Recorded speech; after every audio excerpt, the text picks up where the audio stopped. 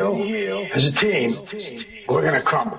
Inch by inch, play by play, till we're finished. We're in hell right now, gentlemen, believe me.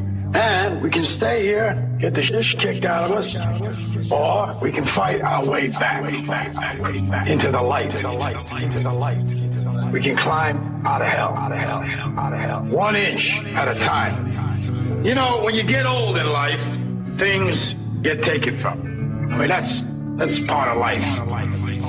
But you only learn that when you start losing stuff. You find out life's this game of inches. So is football. Because in either game, life or football, the margin for error is so small. I mean, 1/2 a step too late or too early, and you don't quite make it. 1/2 second too slow, too fast, you don't quite catch it. The inches we need are everywhere around us. They're in every break of the game, every minute, every second. On this team, we fight for that inch. On this team, we tear ourselves and everyone else around us to pieces for that inch. We claw our fingernails for that inch. Because we know when we add up all those inches, that's going to make the fucking difference between winning and losing. Between living and dying.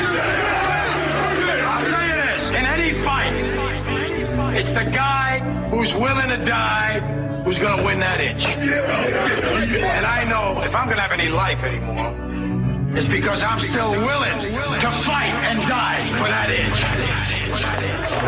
Because that's what living is. There's 6 inches in front of your face. Now, I can't make you do it. You got to look at the guy next to you. Look into his eyes. Now, I think you're going to see a guy who will go that inch with you. You're going to see a guy who will sacrifice himself for this team because he knows when it comes down to it, you're going to do the same for him. That's the team, gentlemen. And either we heal now as a team, or we will die as individuals. Ideas are bulletproof. Rabbit Hole. I am your host, Popeye from FederalJack.com. So last time I talked to you guys was Sunday, and as you know, Friday I let Joe and Tim Watts cover for me partially because I had to run to the ER, and everybody's been questioning me for days about what's been going on, and I've been kind of quiet. Like I said, I got bit by, and they think it was some sort of whatever tropical spider or whatever the hell it was down here. They don't think it was a brown recluse, but I got bit by a spider of some sort, and it got infected, and I had to stay overnight in the hospital on Monday. Okay, so to quell any rumors or anything, yes, I stayed in the hospital overnight, but it was because they needed to get antibiotics into my system, or else the spider bite, the infection from the spider bite, could have gotten really bad, and I could have gone septic, and then I wouldn't be a host anymore because I'd be dead. So I decided the better part of valor would be to stay overnight and get IV antibiotics. I'm glad to say that I'm getting better. I'm good to go. I'm good enough that I'm here doing my radio show today. So that's a sign. The other thing I wanted to cover really quick was everybody's been asking me today, what's up with FederalJack.com? Apparently the site got hacked, and it doesn't happen often. It happens once in a while, especially with the content that I cover. We get attacked a lot. And they found a vulnerability somewhere. Happens. We figured out, my IT crew figured out what the problem was, and they have since fixed the vulnerability, and they have checked everything over and now are going back and repairing what they did. A lot of people are getting redirected to Bing or getting told that there's malware and viruses on my website, and it's not. It's just some crap code that somebody put on the, whoever hacked it put it on the front page. And when you go there, it redirects you, and a lot of times your browser will pick it up and treat it like it's a bad site, but it's not. I promise you there's no viruses on it, and we're working on fixing whatever damage was done. So it happens from time to time, and, I wasn't around for a day and a half to keep an eye on the site, so who knows, maybe somebody, took advantage of it. I really don't think that's the case. I just think even though I don't like to believe in coincidence, I think, I don't know who attacked the site, but I don't think that it has anything to do with me going into the hospital or anything, so I'm going to quash that conspiracy theory right there. I think they're two separate things. They just happen to coincide with one another, and that's the reality of things. And again, when you talk about what I talk about, that's the reality of what happens. You get attacked. So anyway, we're working on it as best we can, and we'll be back up as soon as possible. And the site's up. Some people have been able to get to it. A lot of times if you just ignore the thing and it says that there's crap on there, if you can get through it, then you should be able to go. But I don't know if you can navigate the site and not have the problem. Some people have said it was just with the front page. Again, we're working on it, so try to stay with us and bear with us. I promise it's not going to be like that, for the next day or two. So we're getting on it. Anyway, let's move on. Getting into the news and what's been going on. Now, while I was out of commission on Monday, I didn't get a chance to, I wasn't really around any news or anything like that. I was unplugged. And coming back yesterday, I got to hang out and speak with Joe for a little while, my buddy Joe Joseph, who's a host here. You all know him. And we were talking, and apparently some New York Times moron wrote an editorial about how defunct the Constitution is in this country and how we don't need it anymore, and, it should be redone, basically. It's defunct. What amazes me is that idiot doesn't have the faintest idea that piece of paper that he's saying is outdated is what gives him the right to print that crap in the first place.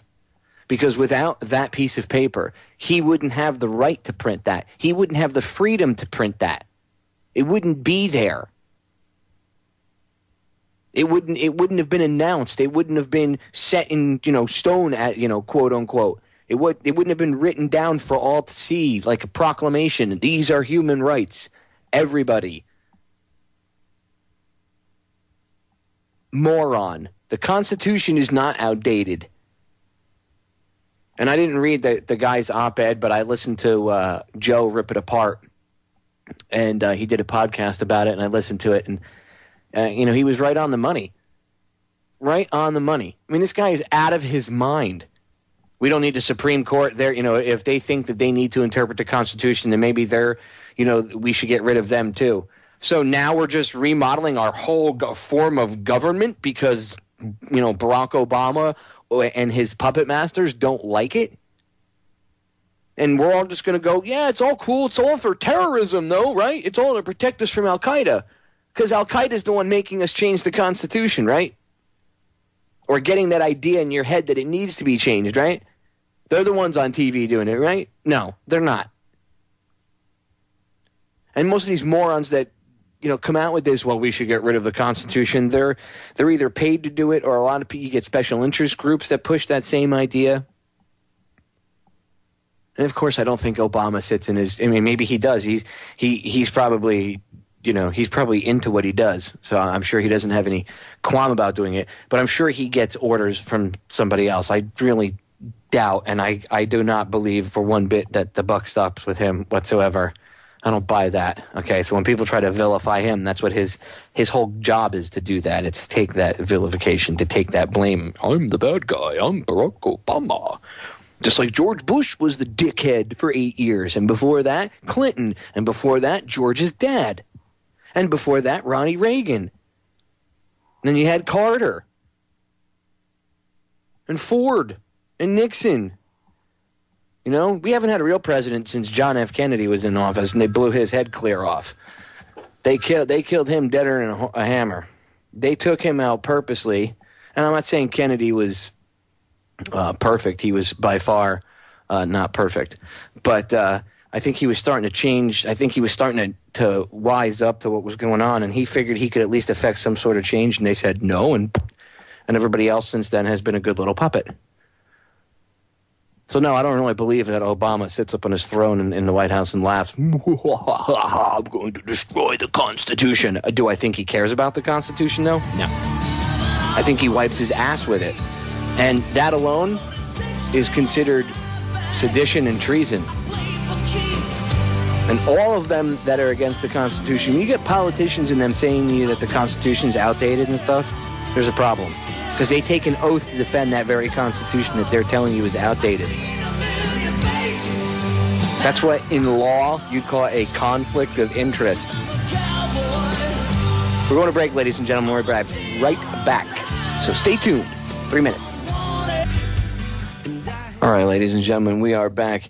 Last segment, while I was talking in the chat room, a good friend of mine, I've had him on the show, Rob, who runs the YouTube channel Pigmine. I think it's on like the third one now, Pigmine 3. He brought up a good point about Hillary Clinton admitting, I believe it was back in like 2011, I think it was last year or 2010, she admitted that the CFR runs, they quote unquote, pretty much tell her how to run the government.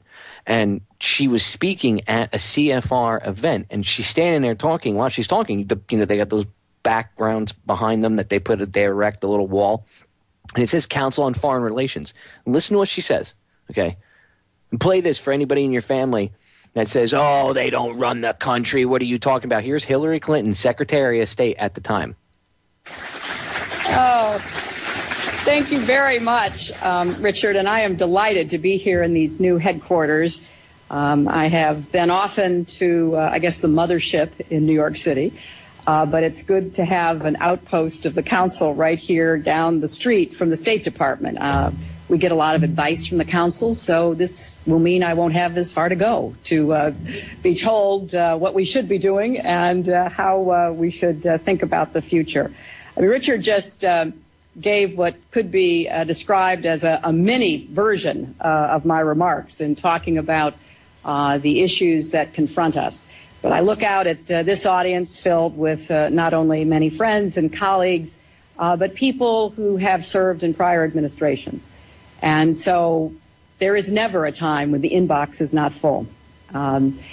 Shortly before I started at the State Department, a former Secretary of State called me with this advice: don't try to do too much.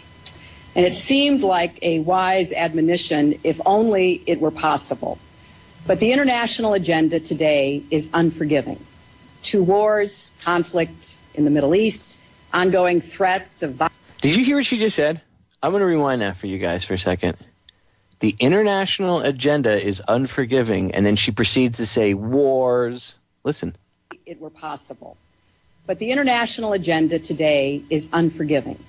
2 wars, conflict in the Middle East, ongoing threats of violent extremism and nuclear proliferation, global recession, climate change, hunger and disease, and a widening gap.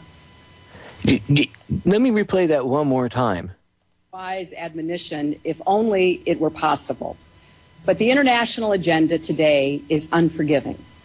The international agenda. The international agenda. The one world government conspiracy that quote-unquote tinfoil hatters, people, that's what we get called, right? You guys are crazy. Here's Hillary Clinton admitting at the Council on Foreign Relations.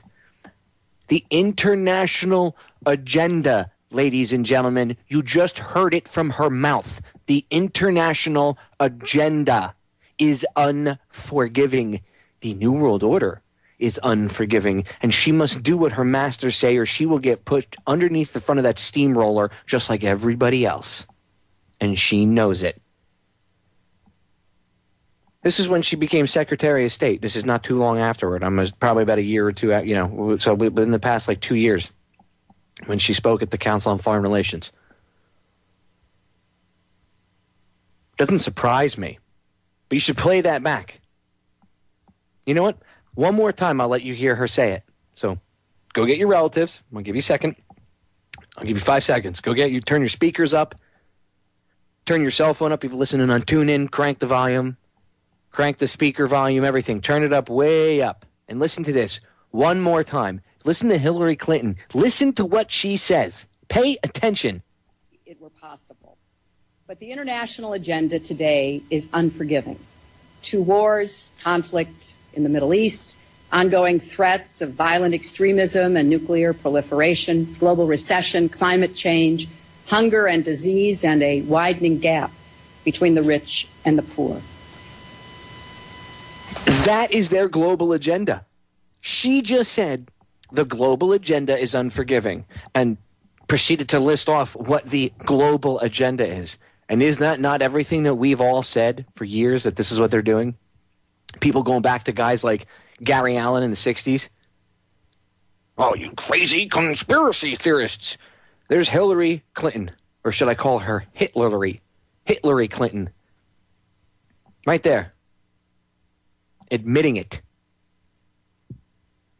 Right out of the horse's mouth, ladies and gentlemen.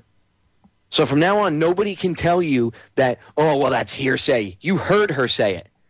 It's not me saying she said it. You heard her with your own ears. She said the international agenda is unforgiving.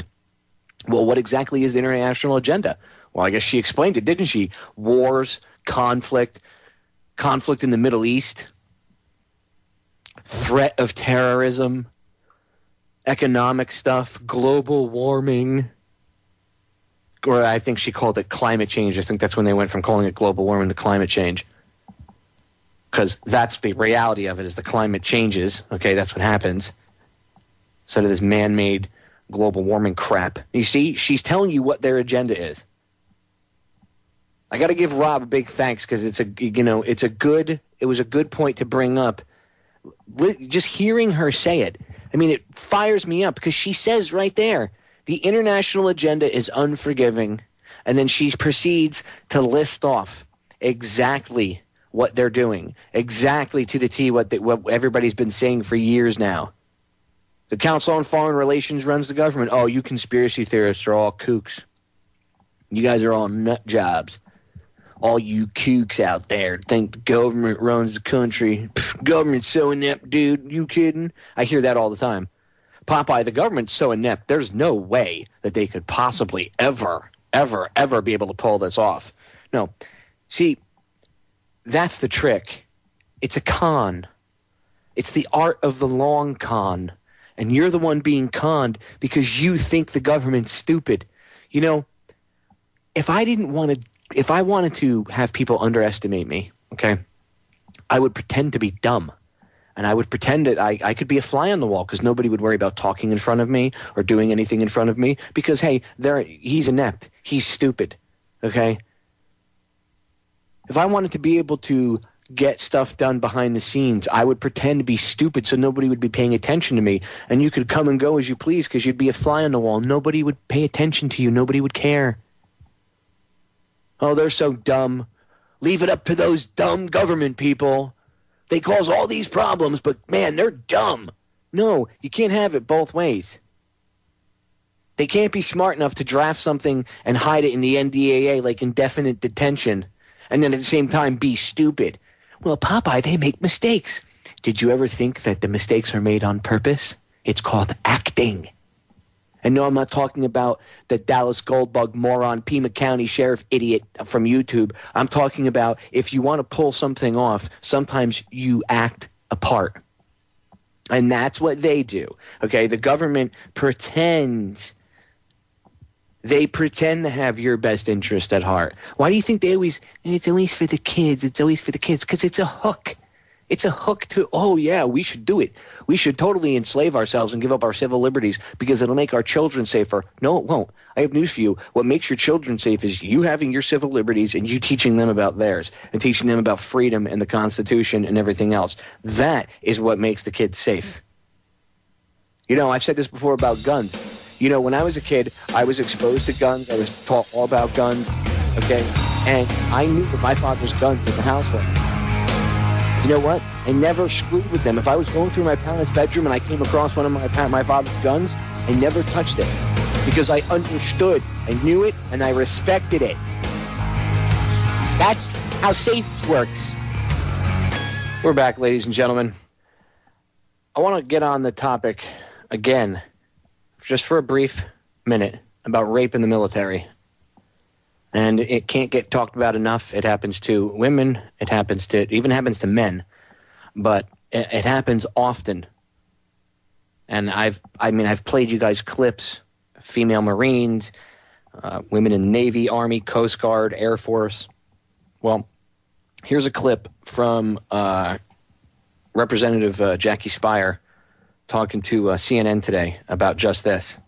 And I got to give I got to give her credit because she's one of the only representatives that is talking about this on the floor and opens her mouth about any of this stuff. And you know, a lot of the, you know, we love our soldiers. We support the troops. Support the troops. This is how you support the troops. You talk about the reality of what happens. So here, check it out. It's actually an MP, and she was sexually assaulted. She reported it to her commander. The commander chose to not do anything about it, so she got the message, just suck it up. And so she then subsequently was sexually assaulted again, did not report it. The third time she was raped, and at first she did not report it, but then when one of her colleagues told her that there was a video of the rape that was being spread around, she then reported it. And what happened was a crime in and of itself. Because the two that committed the crime, who admitted to raping her, were about to be removed from the war zone, the two commanders got together and said, you know, this would forestall any ability for the unit to move and leave the war zone. So we're just not going to do anything about it. And under the system, that's legal. Well, that's what I want to ask you about, is that I have some really great sources within the VA, and they deal with women and men, by the way, that have been raped. And what is so astounding to me is how most of these cases never even reach the prosecution level. Why is that? Well, first of all, there's 19,000 sexual assaults or rapes a year. Those are by DOD's own statistics. Only 13% report. And of that 13%, 90% of those victims who reported are involuntarily honorably discharged. So there's a real sense that if you report it... Seen it happen. I've reported on it here. I've played you clips about it here. I've talked about that time and time again. You're raped in the military. How do they treat you? Like a criminal, and you get discharged. Disgusting. If you want a career in the military, you're going to be discharged. Furthermore, because the power is all within the commander, your unit commander, who is judge and jury, makes the decision whether to prosecute, not prosecute, provide what is called non-judicial penalties, believe it or not. So you rape someone and you can be given, 5 days on base. And that's your, quote, penalty for having done such a violent act against another human being. And you're right, men and women in the military are being raped. In fact, because there's so many more men in the military than women, there's 6,000 rapes of men a year. So it crosses both genders, and it is a system that is wrought with conflict of interest, and it's an issue that the Congress has known about for almost a quarter of a century, and we're great at holding hearings and asking for task forces and reports, and then we create certain agencies within the Department of Defense that really have no authority and think that we somehow fixed the problem. So let me ask you about that, because you say that DOD cannot investigate itself, especially when it comes down to this, and there's got to be a new Office of Oversight and Response. Tell me what you're doing right now, and do you have hope that an outside organization will be brought in to investigate these cases and that DOD will not do it within? So I've introduced H.R. 3435, which is a bill that makes the whole function of reporting rape something that's done outside of the commanding unit. So someone's raped, they go to this new office that's created that will have the authority to investigate, to prosecute, and to provide services to the victim. And so then you don't have the conflict of interest that's inherent in a system where the unit commander is concerned about, his unit, how it's going to reflect on him or her if he's got a rape going on within his unit. So by taking it out of the chain of command, we then have an outside source that's doing it, but still within the military. And I agree that there should be an outside source, although I don't know if it should be military. Maybe a civilian agency, kind of like NCIS is to the Navy or CGIS is to the Coast Guard. CGIS is Coast Guard Investigative Service, NCIS is Naval Criminal Investigative Service. I'm sure you've seen the show NCIS, ladies and gentlemen, at least once or heard of it. They are civilians. They are government employees, but they're civilians. They're not military. That would be better because there's less pressure from the military. If you're in, you can be pressured, and I don't care what anybody says, oh, if I was in, I wouldn't do that. I would fight the good fight. Right, you know what? You would, but your life would be a living hell. Trust me, I know. I know what can happen to you if you open your mouth. I've seen people get screwed. I've told you I've witnessed people that were raped. I know a girl that was raped in the Guard. And in fact, I know two of them. One of them said something, and one of them didn't. The one that didn't ended up going on and continuing her career, and as far as I know, she's still in. The one who didn't, or the one who did open her mouth, is out and gone. A female that I went to boot camp with was raped. This is not acceptable behavior. I don't care if someone says, well, you know, Popeye, that's why women shouldn't be in the military. That's not an excuse. That's no excuse. There is no excuse for rape. I don't care.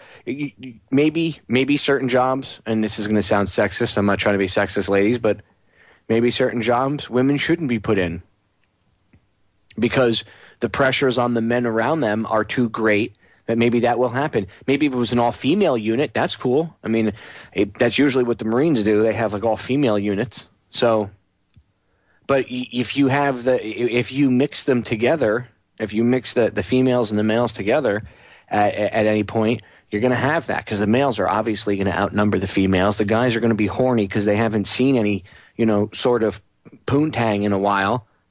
It happens. I mean, these military planners are the people that are at fault for this. I'm not excusing the guys that do the raping either. They're just as bad.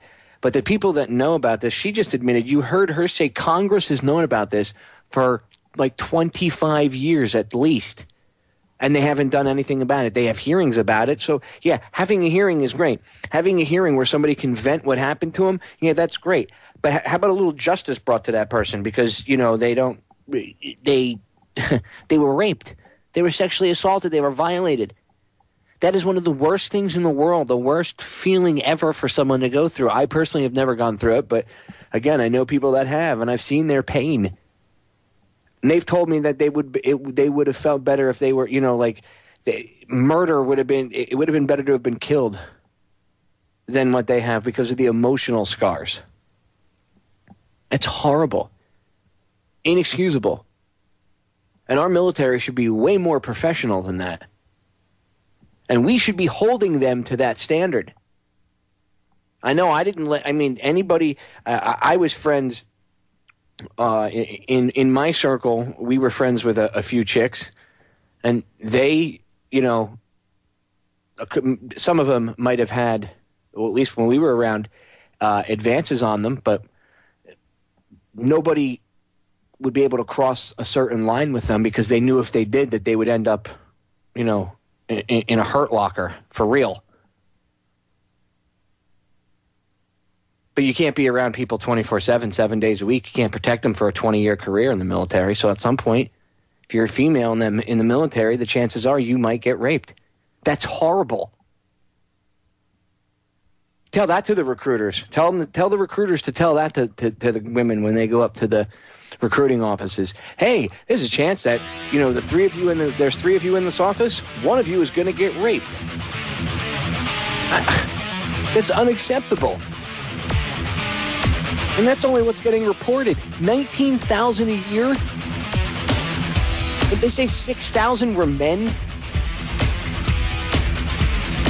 Remember what I said about the dark side, ladies and gentlemen? When you start to embrace the dark side, it gets into everything. It's disgusting. We're going to break. We'll be right back. End military rape. Do what you can do. Spread the word. We're back, ladies and gentlemen. Did you hear about the fish in Vermont being radioactive, but hey, it's okay to eat them, even though they have, what was it, strontium and cesium in them? Oh, you think I'm kidding?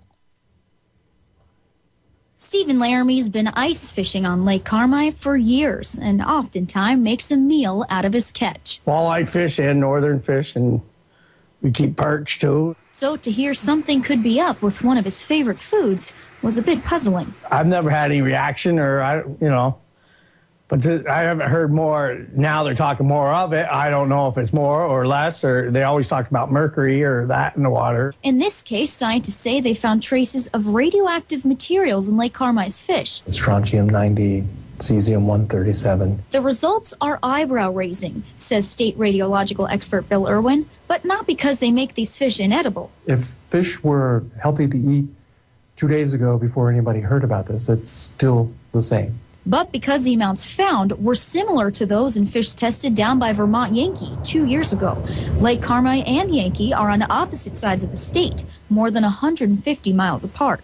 What we thought, that plant has not yet leaked any kind of radioactive materials of this nature into the environment where it could harm public health, is currently true. Instead, Irwin says his team believes the source is from before Vermont Yankee's time. Most of it came from weapons testing in the atomic era, the 1940s, 50s, and 60s. Glowing or not, some Vermont fishermen will still be hooked. I'm still going to fish. Even if I didn't eat them, I would still just fish because I enjoy fishing. So they're going to try to say it's from the atomic testing, which at least they admit that could be from the atomic testing back in like the 50s and stuff, and the 40s, and actually all the way up till the 80s. But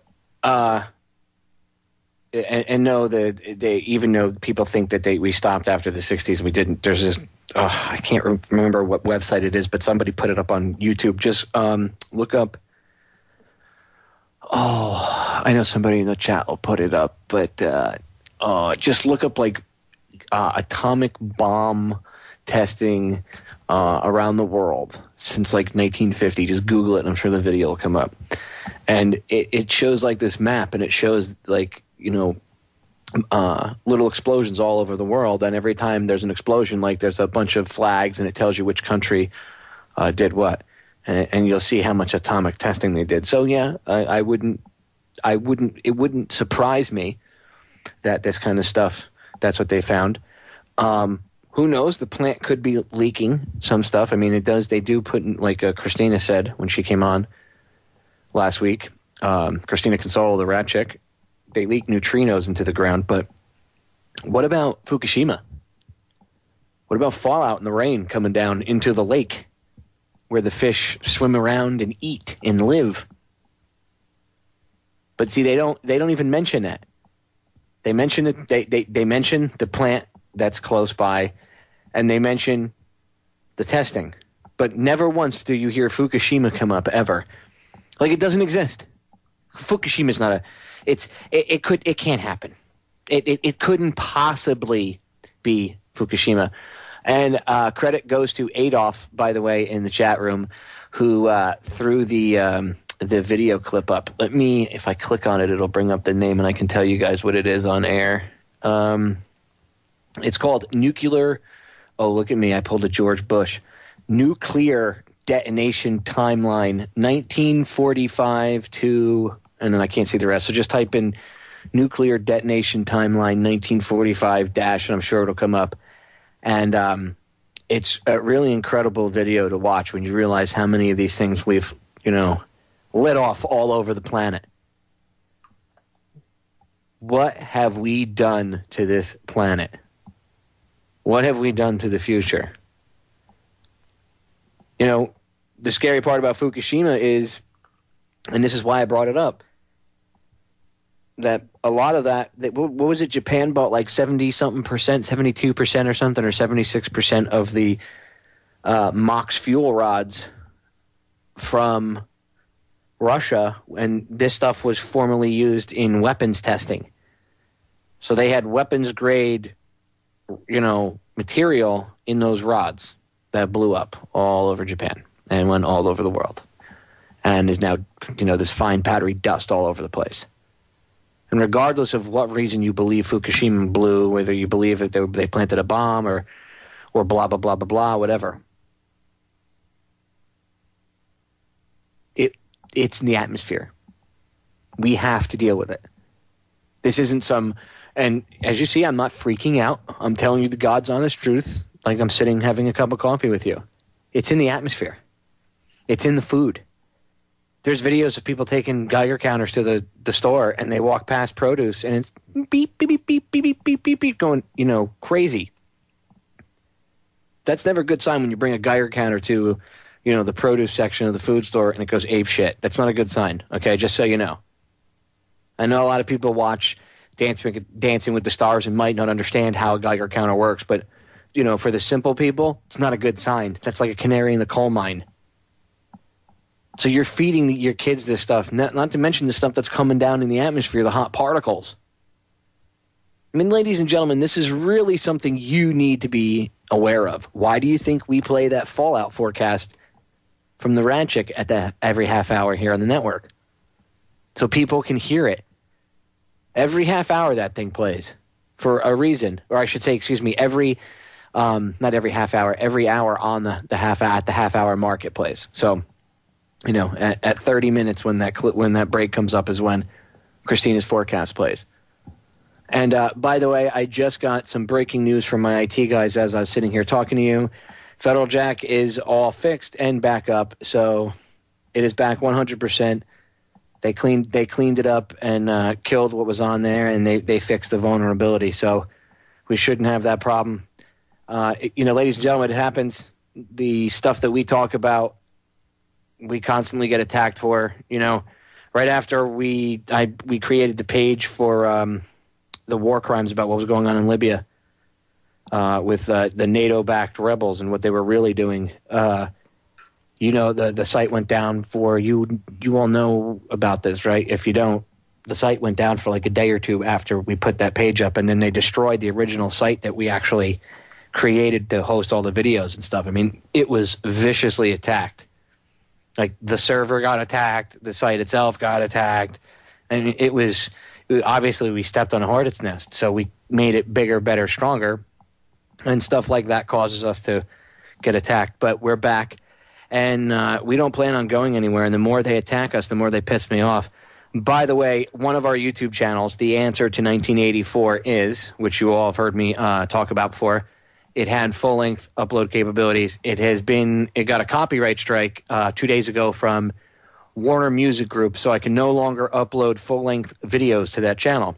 So for right now, what I will be doing is keeping Federal Jack Tube 6 for just full-length stuff. For all the shows and archiving my shows and any movies that movie makers want me to put up for them. And the other one is going to be for short clips only, 15 minutes and shorter. So they're going to go to The Answer to 1984 that will be the short clip, 15 minutes and under YouTube channel. The long YouTube channel will be Federal Jack Tube 6. And the part of the snoring dog in the background is played by my little white Shih Tzu munchkin Monster. And that's her name, Monster. I just call her a little munchkin, but that's her snoring in the background you guys hear.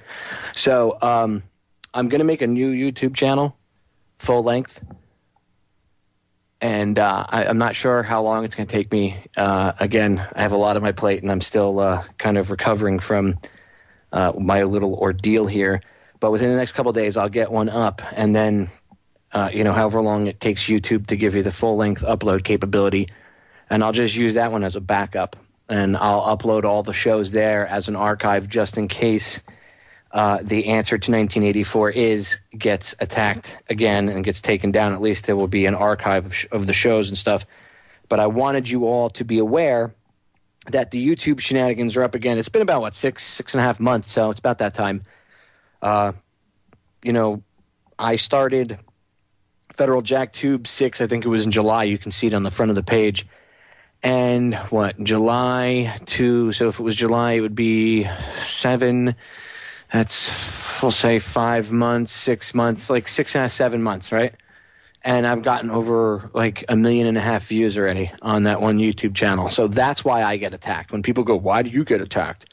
Because I get 1.5 million views to one YouTube channel in 7 months. That's why. And I don't have any commercial advertising. It's because what I have to say is very powerful. The truth is a powerful thing, and they fear that. So that's why they're attacking. But I'm not going to stop there either. It would be nice to have backup. So what I urge you all to do is go out and make a YouTube channel, set it up, for, like you're going to, under a director or whatever, or broadcaster or whatever, and copy my radio shows from both my channels, copy any of the full-length movies up there, rip them, and re-upload them. Fight censorship with doubling down. F these guys. They want to play, we'll play. Just like Leonidas said, it's time to stand up. This is Sparta. Let's get your big boy pants on and your boots on and start kicking some ass. Get tired of this shit. I don't know about you. But if we all stand up together, we stand a better chance of winning this. So let's get up, ladies and gentlemen. Everybody out there, do something. We're going to break. We'll be right back in a few minutes. Stay tuned. We are back with hour number 2, ladies and gentlemen. Thank you for tuning in here to the Orion Talk Radio Network. I want to give Jimmy X a big shout out. Thank you for giving me the space to do my show and never impeding into my my space. I have to give Jimmy credit. He over the years I've worked for a lot of people in a lot of different industries, and I know we don't get paid for this, but I kind of consider Jimmy the boss in the hierarchy of things. So I've never had the chance to work for somebody that actually gave me my own space and just let me do my own thing and didn't F with something that worked. So thanks, Jimmy. You're a good guy. All right, let's get back into it because I want to get on this Constitution thing. I want to get more onto this this New York. Was it the New York Times? I think it was. Let me make sure I get this correct. It was the New York Times. Not that their opinion really means anything, but other people think that they do, and they reach a lot of people. And the bleeding sheep out there will be, bah, bah, bah. We don't need a constitution. Just take my rights away from me. I love Obama. That's what they're like right now, and we need to smack them around. Some of them are going to be sheep. Some of them are going to go to the slaughterhouse. And they'll go willingly going, Obama, Obama. Or, Romney, Romney. Or Gingrich, Gingrich. People are so stupid. How anybody could vote for either one of those two guys and actually believe what they say? Ron Paul, he's crazy. He wants to restore the Constitution. That guy's nuts. But let's believe one of these two jagoffs instead, who have both been proven to be liars. And by the way, Romney is not eligible to run for freaking president. He's not. His father was a citizen of Mexico. Therefore, he cannot be the president of the United States. My mother was born in Holland. I can't be the president of the United States. You don't see me trying to write up some fake birth certificate that doesn't have her attached to it. But again, nobody wants to touch on that. It went out there and it got buried real fast. And then it gets made fun of and laughed at. When the mainstream media laughs at something and makes fun of it, there's obviously more to it. Okay? When they actually dig deep into it, it's usually only because, and it's a serious subject, it's only because they're forced to. But normally they make fun of it first, and then they might come back later when it's just blown up and they have to cover it, or else they look insignificant not covering it because the alternative media kicks their asses, and they have to come to us for stuff. Very pathetic, very sad. We force them to report on things, or else they become insignificant. All right, so getting back to the Constitution thing, Joe did a podcast yesterday, and I'll play a little bit of audio from it, but he was really pissed. He was very emotionally charged, and Joe's a personal friend of mine, so I can, I know if he's angry by the inflection in his voice, and he was very truly emotional about this. He was very upset when he read this article, Joe, takes his oath to the Constitution seriously, as I do, and he just lost it. And he's got the right to. That's the way everybody should be right now. So Alex Thomas over at the Intel Hub threw an article together really quick, and he's got the highlights in it. I suggest you go check the article out because he's got links to everything there, and you can go check out the whole thing. But in the hit piece, I know a couple little bullet points that this guy says are like, there are lots of possible reasons the United States Constitution is terse and old, and it guarantees relatively few rights. What? What? That's a bland statement. Oh, there's lots of reasons. The Constitution's old, and it guarantees few rights. What?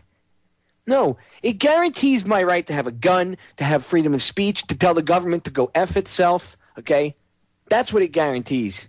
It guarantees you can't come in and just go through my crap. I don't have to harbor soldiers in my house. I don't have to deal with that crap. I don't have to sit and watch them rape my wife and not be able to do anything about it.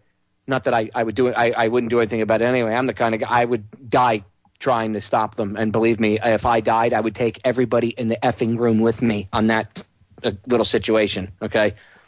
I would be an animal. There is nothing that would stop me from protecting my wife. And the Constitution says, you know what? I can do that. I can tear someone's head off if they break into my house. Without the Constitution, guess what? And I'm not saying that it gives you that power. We have that power, but it put it in words. In writing, in ink to paper, so for all to see that we all knew what our rights were. We all know. This is the truth.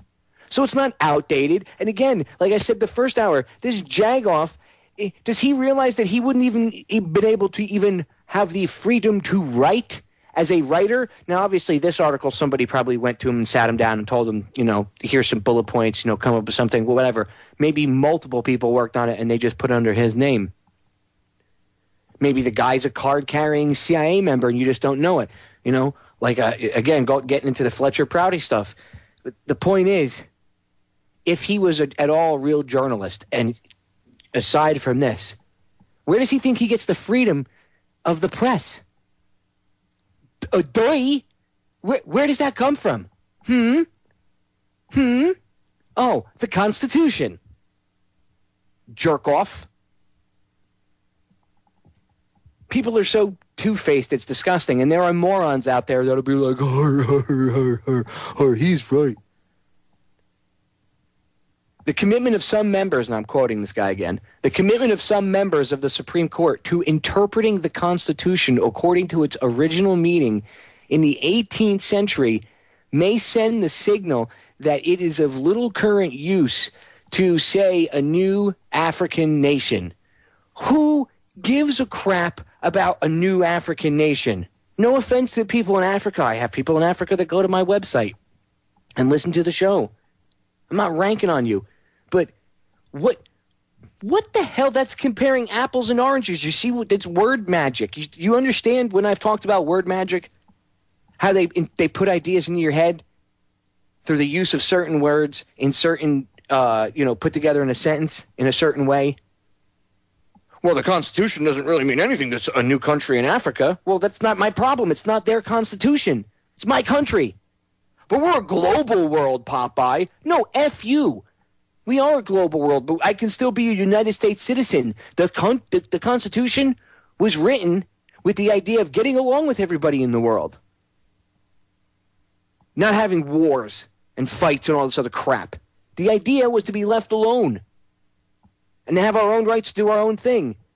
I don't give a crap what some African nation does. Let them draw up their own constitution. And if in their constitution it says they want to run around naked on Tuesdays from 5 p.m. to 10 p.m., that's their effing problem, not mine.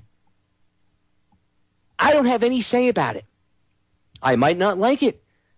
Maybe I'm one of these, prude old, annoying people that says, people can't run around naked. That's not the point. I don't have the right to infringe on their freedom to do whatever the F they want in their country. It's their land. It's not mine. Well, I don't think that's right. Well, too effing bad.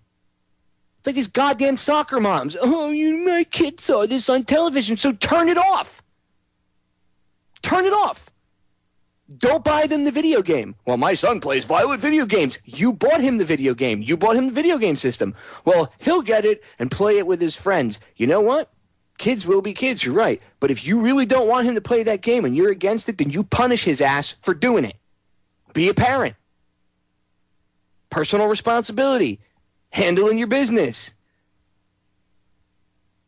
Unacceptable. That's why this crap comes in. That's why this police state crap comes in the way it does. Because people are just willing to give up, well, I don't want to take accountability for anything, so I'd rather have the government pamper my ass because I don't have to worry about anything. Disgusting. You're all disgusting. What kind of people are you? What kind of free humans are you? Oh, I want the government to protect me. From what? They don't protect you from anything. First of all, they screw that up, and the only thing they do good is screwing you over. Government is a tool, ladies and gentlemen. It's not our Lord and Savior. We're going to break. We'll be right back. All right, we're back. Now, I want to keep talking about this Constitution article again by the New York Times, and I'm going to bring you back to Alex Thomas's article at the Intel Hub because he brings a good point up towards the end of the article. He says, consider this quote taken from a 1991 Bilderberg meeting in Baden, Germany from David Rockefeller. Now, I'm going to read this. I'm going to obviously not give it my voice so you can understand that it's not me talking. This is Rockefeller. My interpretation of Rockefeller, even though I know he doesn't really sound like this. Well, he kind of reminds me of a subdued Schmeagol voice. The guy, my precious, from The Lord of the Rings. And he kind of looks like Schmeagol too, because he's old, wrinkly, and he's a little prick. So I'm going to read it in his little wrinkled, evil voice so you guys can get the true feeling of David Rockefeller. Okay. And listen to the name of the second newspaper. Remember, this article against the Constitution, this hit piece, was written by the New York Times. And I'm quoting David Rockefeller now. Quote, "We are grateful to the Washington Post, the New York Times, Time Magazine, and other great publications whose directors have attended our meetings and respected their promises of discretion for almost 40 years. It would have been impossible for us to develop our plan for the world if we had been subjected to the lights of publicity during those years. But the world is now more sophisticated and prepared to march towards a world government.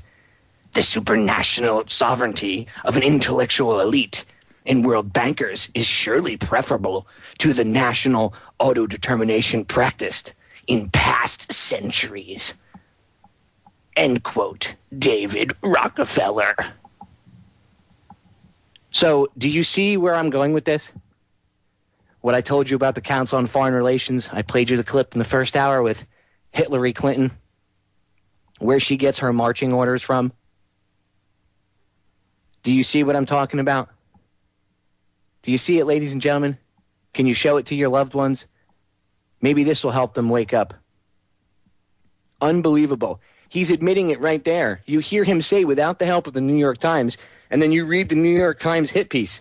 And again, I'm going to quote this one quote from that Alex put. He put up 3 of them, but it's the middle one that really drives it home. "The commitment of some members of the Supreme Court to interpreting the Constitution according to its original meaning in the 18th century may send the signal that it is of little current use to say a new African nation." So he's saying that the Supreme Court should interpret our Constitution based on the globalist world government idea, not on they shouldn't interpret it the way it was written in the 18th century. First of all, one of the biggest problems is that lawyers nowadays, and I got this right from a lawyer's mouth, is that they are taught case law, meaning it's a judge's interpretation of the Constitution. They're not taught the actual Constitution. They're taught a judge's interpretation of it. Okay, and this guy right here is going along and saying that they shouldn't even be interpreting the Constitution, trying to think about the way when in 1776 during the 18th century. You shouldn't be thinking about what their mood was back then. You shouldn't be thinking about the way they felt during the Declaration of Independence. You shouldn't be worried about that. I mean, have you guys ever read the Declaration of Independence, ladies and gentlemen? I have a framed copy on my wall in my office. And every night I do my radio show with you guys and I hang out with you guys at least 5 or 10 minutes out of the day because I can get up and move around. I have a broadcaster's headset. I see it. And I stare at it while I talk to you guys sometimes. That document is one of the most important documents ever created in the history of mankind. This country was a grand experiment. Now, if you go back and you read Manly P. Hall, as I've told you to in the past, you'll see that there is a group called the Order of the Quest, which has members from all different secret societies involved in it, and their goal is to have this Atlantean, New Atlantis, world order where it's, or they wanted to start here anyway and make the United States the New Atlantis. And this cabal that wants this world government, tyrannical world government, have infiltrated these secret societies. Again, secret societies inside of a secret society. Best place to hide. And they do so because it's very confusing to the average person. They come in and they see this and they go, oh, this is too much. I can't, too much tinfoil hattery, and it's too much for me. You guys are crazy. Now you're telling me, all right, yeah, I accept that there's a secret society, but now you're going to tell me there's a secret society inside of a secret society. There is. Albert Pike talked about it. I suggest the best way to understand how things work is to read Manly P. Hall's work and read Pike's work. I mean, Manly P. Hall was made an honorary 33rd degree Mason. They have him as their, their honorary historian. I suggest you go research him. Read his work. Or that moron that Bill Clinton looked up to. He was Bill Clinton's mentor. I can't remember his name right now. But he wrote a book too. He wrote all about the secret societies and everything else and the plan for world government. I mean, none of this is secret. They laugh at you. It's amazing when they laugh at you when you say it, because they do so because they know by them reacting that way, okay, that the people in the audience are going to react that way. They know that. Because they know that people have been taught, like Pavlov's dogs, that anything that comes up that makes them uncomfortable, you laugh at. You point fingers at it and go, ha, ha, ha. You know where they learn that? School. You think I'm kidding? They learn that in school.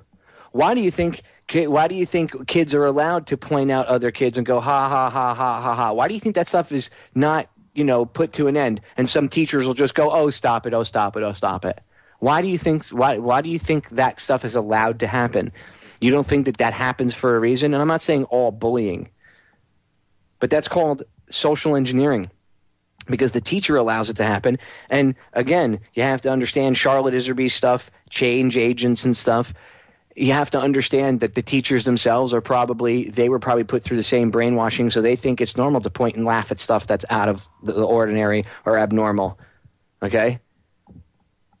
And you are put into that situation. You are put into that, oh, ha, ha, ha, you don't fit in, you don't conform to, what quote unquote, what society says is quote unquote normal, and they point a finger at you and laugh. So that way, down the road in the future, when something comes up like a quote unquote conspiracy theory, you're not even going to think twice. You're going to have a reaction. You're going to point and laugh, just like you did if when you were kids, maybe a kid came into school and he had, orange and purple hair, and the teacher, pointed out that he looked like a freak or made some comment, and all the kids in the class laughed, and then they would all point fingers and talk behind his back or maybe say something in the hallway. That permeates for a reason through, and yes, there's always going to be bullying and picking on people and this and that, but it's our educational system being twisted so that when you go through that, the teacher obviously went through the same indoctrination. They think it's normal. So all the kids think it's normal to laugh and point at things that are strange instead of being inquisitive and wanting to learn about things that they don't understand or know about. So instead they laugh and point. And the same thing happens when it comes to conspiracy theories. I'm doing air quotes. It's that Pavlovian training they received when they were children. Point fingers and laugh, ha, ha, ha. I'm glad to say I was always different. That's why I was pointed out in school. I was always different. F them. Don't be part of that, ladies and gentlemen. Break the Pavlovian training. We'll be right back. We're back, ladies and gentlemen. I want to give a big thank you to my buddy Tim Watts. He dropped in Skype chat to me. Clinton's mentor was Dr. Carol Quigley. So there you go. Thank you, Tim. And he dropped me a couple David Rockefeller quotes, a couple other ones. So maybe I'll bring out my Schmiegel voice again for you. Hold on. Let's see if I can do this again for you. Here's David Rockefeller again in his 2002 memoirs. Some even believe we, the Rockefeller family, are part of a secret cabal working against the best interests of the United States, characterizing my family and me as internationalists and of conspiring with others around the world to build a more integrated global political and economic structure. One world, if you will. If that's the charge, I stand guilty, and I am proud of it. This is right from Schmiegel's own memoirs. Go look it up. David Rockefeller and his 2002 memoirs. Un-effing real, right? I mean, the guy's admitting it. He's right there telling you. He used that word, conspiring.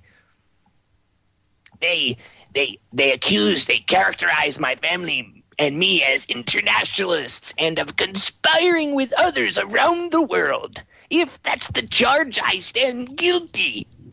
He just said it. So he just proved everybody right that said they're trying to create a one-world government. They're conspiring. What's that word, conspire? Let's look at that word for a second.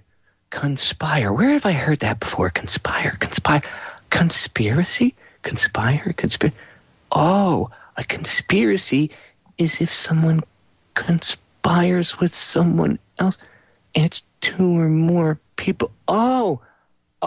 So did he just admit to a conspiracy? Why, I think he did. Ladies and gentlemen. That should help you wake up your family right there. Go play this clip for them. Play this clip of me reading Schmiegel's own words. That's what I'm going to call David Rockefeller from now on. I'm going to call him Schmiegel because that's what he reminds me of. He reminds me of that little ugly little thing that was trying to chase the ring. My precious. That's his precious is a one world order. My precious one world government. I have to drink virgin's blood to stay alive. I am evil. Personified. I am David Rockefeller. Ugh, what a piece of crap human being. And then he spawns pieces of crap like that other moron, Jay Rockefeller, his son. The internet should never have existed. Why? Because it outed you and your family as a bunch of globalist scumbags, perhaps? I guess. Maybe that's why you don't like the internet. You liked it when you guys were going to use it to track everybody and keep an eye on everything. But you don't like it that the plebes turned it around on you. It's the revolt of the plebes. They don't like that. They don't want people to be smart. They want you to be dumb. What else did he say? He said, I don't want a nation of thinkers. I want a nation of workers. Another quote from David Rockefeller. And the other one Tim dropped in here is he's at the UN in 1994. Let me break out the Schmiegel voice again for you. We are on the verge of a global transformation. All we need is the right major crisis, and the nations will accept the new world order. David Rockefeller at the UN, 1994. All we need is the right major crisis, like 9/11, the war on terror, Oklahoma City, economic collapse, a terror attack by Iran. Ooh, be afraid. Be very afraid. Now they're beating that drum too, aren't they? Be very afraid. Woo. Iran says it's going to attack us. Iran has no reason to attack us. None. Well, we're pissing in their cornflakes. Yeah, we are pissing in their cornflakes, but they wouldn't attack us. If we get attacked and the government says it's Iran, it's the government pulling a false flag. I will say it right now. If we get attacked and they say it's Iran, it's them. These guys are scumbags. They've done it before. 9/11, Oklahoma City, the Gulf of friggin' Tonkin. Hitler did it with the Reichstag fire. I mean, people, history is repeating itself over and over and over and over and over again. And there's so many idiots just standing by going, well, Dancing with the Stars is on and the Super Bowl's on, so, I really don't care. You're going to care when they kick your door in and they drag you off to an effing camp. Or they just shoot you in your front yard, you idiot. You're really protecting your future and your children's future and your lineage. Morons. Not real men at all. Now, getting back in to the Iran thing. Remember, we pissed in Japan's cornflakes before they attacked us. At Pearl Harbor. And by the way, again, we knew that was coming and we let it happen. But now, Iran, they lent us Persian antiquities back about 70 years ago to the University of Chicago, conveniently in Chicago again. And now we're threatening, the U.S. is threatening we seize their stuff and we're threatening to sell it at auction. This is their cultural property. This would be like if we lent one of our documents or something, like say we lent a copy of the Declaration of Independence to somebody, or George Washington's uniform. It was on display over in London, and the British said, "Oh, F you, we're going to keep it now," and they all started pissing on it and selling pieces off to whoever wanted it. That'd be the same thing. Americans would be like, "We got to go to war. This is bullshit," and here we are doing the same thing to Iran. Persian antiquities, thousands of years old. It is not our stuff. I don't care what any of you morons out there say, screw them. They're Arabs. No, they're not Arabs. They're Persians, first of all. And second of all, it's not our stuff. We're not the goddamn high school bully. We need to stop this crap. I'm so tired of this. This is not in my name. Just so the listeners know, I don't support any of this war on Iran, this World War III crap. It's all crap. It's to bring about a one-world friggin' order. Here, check this out. U.S. threatens to auction Iran's cultural artifacts. These are invaluable Persian antiquities kept at the University of Chicago. The United States federal courts have ordered the seizure of them, along with the numerous other Persian antiquities kept in the Field Museum in Chicago. The latest news that has come out of this is that the U.S. is trying to auction Iran's artifacts that were given on loan to the city of Chicago over 70 years ago. The U.S. Senate has authorized the seizure and sale of these Iranian cultural artifacts. However, our representatives at the Cultural and Heritage Organization in the U.S. has condemned this act. The Achaemenid or Persepolis clay tablets were loaned to the University of Chicago back in 1937. They were discovered by archaeologists in 1933 and are legally the property of the National Museum of Iran and Iran's Cultural Heritage Organization. The artifacts came with the understanding that they would be returned to Iran. The tablets from Persepolis, the capital of the Persian Empire, date back to 500 BC. The tablets give a view of then daily life. Cultural items are not something that can be sold. It is for the people of the world. After further review of this case with the Cultural and Heritage Organization, we are confident that the law is on our side. We don't see the U.S. being allowed to do this because the international community has also gotten involved in this matter. And according to UNESCO, cultural artifacts are for the people, not for the country to make decisions over them. This issue is an important implication by the United States. It has been seen by Iranians as a perceived example for the hostility of the United States federal court system towards the Iranian people and the Persian heritage.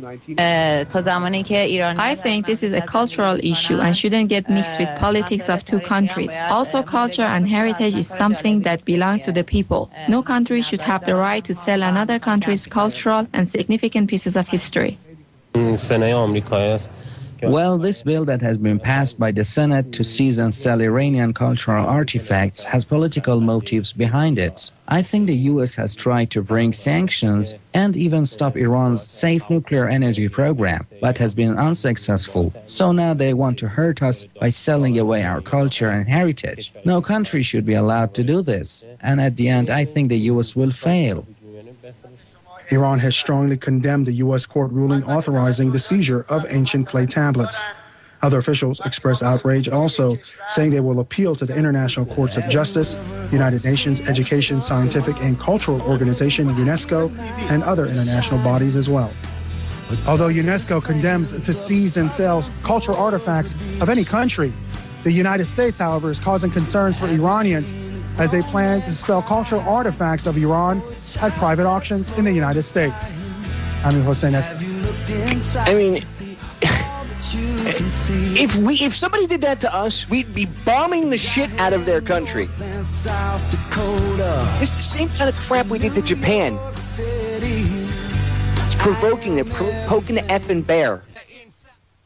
And just in case there's any new listeners out there that don't already know, I'm just going to play you the speech again. I know my listeners have heard it, but I don't care. It's worth listening to every time. I'm going to play you a speech from President Kennedy really quick. Turn this up. Tell all your family to come around. I'm going to do this one more time for you guys because I'll play it as many times as I have to until the message gets across. Listen to what he was saying. If you're a family member of somebody who's a regular listener to my show and they have you huddled around the TV right now because they're listening on TuneIn on their Roku box or on their cell phone or they're listening to their computer and they said, honey, come here for a second. Come here, listen to this, okay? Listen to what Kennedy has to say. Listen and pay attention to the words. It is very important, ladies and gentlemen. That's why I play this over and over again. It is important that history does not get buried. And listen to what Kennedy was going to say. Listen. President John F. Kennedy. Ladies and gentlemen, the very word secrecy is repugnant in a free and open society. And we are, as a people, inherently and historically opposed to secret societies, to secret oaths, and to secret proceedings. We decided long ago that the dangers of excessive and unwarranted concealment of pertinent facts far outweighed the dangers which are cited to justify it. Even today, there is little value in opposing the threat of a closed society by imitating its arbitrary restrictions. Even today, there is little value in ensuring the survival of our nation if our traditions do not survive with it. And there is very grave danger that an announced need for increased security will be seized upon by those anxious to expand its meaning to the very limits of official censorship and concealment. That I do not intend to permit to the extent that it's in my control. And no official of my administration, whether his rank is high or low, civilian or military, should interpret my words here tonight as an excuse to censor the news, to stifle dissent, to cover up our mistakes, or to withhold from the press and the public the facts they deserve to know. For we are opposed around the world by a monolithic and ruthless conspiracy that relies primarily on covert means for expanding its sphere of influence, on infiltration instead of invasion, on subversion instead of elections, on intimidation instead of free choice, on guerrillas by night instead of armies by day. It is a system which has conscripted vast human and material resources into the building of a tightly knit, highly efficient machine that combines military, diplomatic, intelligence, economic, scientific, and political operations. Its preparations are concealed, not published. Its mistakes are buried, not headlined. Its dissenters are silenced, not praised.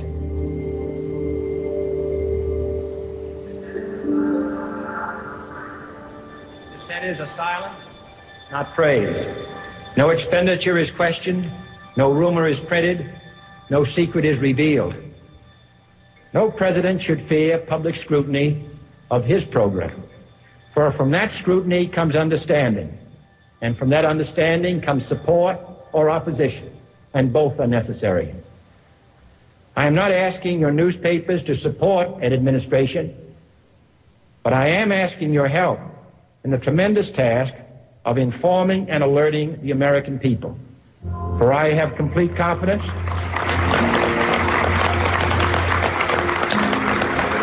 in the response and dedication of our citizens whenever they are fully informed. I not only could not stifle controversy among your readers, I welcome it. This administration intends to be candid about its errors. For as a wise man once said, an error doesn't become a mistake until you refuse to correct it. We intend to accept full responsibility for our errors, and we expect you to point them out when we miss them. Without debate, without criticism, no administration and no country can succeed, and no republic can survive. That is why the Athenian lawmaker Solon decreed it a crime for any citizen to shrink from controversy. And that is why our press was protected by the First Amendment, the only business in America specifically protected by the Constitution, not primarily to amuse and entertain, not to emphasize the trivial and the sentimental, not to simply give the public what it wants, but to inform, to arouse, to reflect, to state our dangers and our opportunities, to indicate our crises and our choices, to lead, mold, educate, and sometimes even anger public opinion.